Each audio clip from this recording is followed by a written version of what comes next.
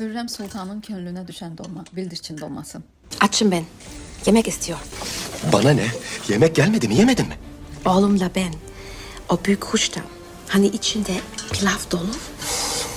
Bıldırcın mı çekti canın Hürrem Hatun? Bildirçin dolmamıza badam ləpəsi lazım olacak odur ki, kaynar su töküb qabığını soyuruq. Sonra dolmamızın iç plovunu hazırlamağa keçirik. 2 ədəd soğanı kub şəklində doğrayıb badam ləpəsi ilə birlikdə qızartdım. Üzəri üçün biraz qızarmışlardan götürdüm. Üzərinə yuyulmuş düyü əlavə etdim. Duz, istiot, darçın, qara uzun sov, kişmiş və üzərinə çıxana qədər qaynar su töküb vam odda bişməyə qoydum. İç plovunu biraz da dadlandırmaq üçün ayrı tavada yenə soğan qızardıb, üzərinə qoz ləpəsi əlavə etdim. Biraz hazır olmuş plovdan üzərinə əlavə etdim. Duzun, istiotun vurub qarışdırdım.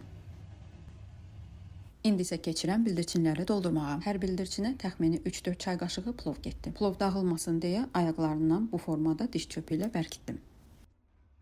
20 ədəd bildirçinlərimi doldurdum. Balın üzərinə nar şarab, 1 çay qaşığı da turşu əlavə edib, üzərlərinə fırça ilə çəkdim. Turşunu tək çəkəndə çox yandırır, amma bu formada edəndə çox qəşəng qızarır. Üzərinə biraz da zeytun yağı gəzdirib sobaya yolladım. Görün nə gözəl qızarıblar, bəh-bəh. Türklər demiş tam kıvamında. Bildirçinləri kahının üzərindən yığdım. Qalan plovumuzu da ortasına yerləşdirib badam ləpəsi ilə və limonla servis etdim. Sizə deyim ki, yayma taxtası çox ağır idi, mən qaldıra bilmədim. Sözün açığı ilk dəfə bildirçin bişirdim. Özü də bu qədər çox. Gözəllikləri isə bildirçin house səhifəsindən əldə etmişəm. Evdəkilər bu yeməyi görüb çox təəccübləndilər təbii ki. İndi isə dadına baxmaq məqamıdır. İndiyənə qədər ancaq toy mərasimlərində yemişdim bildirçin ətini. İlk dəfə olaraq evdə dadına baxacağam. Sizə deyim ki, çox möhtəşəm, incə teksturalı bir əti var. Mən çox bəyəndim. Sizə də tövsiyə edirəm. Mütləq alın, bişirin, dadına baxın. Əladır. Nuş olsun.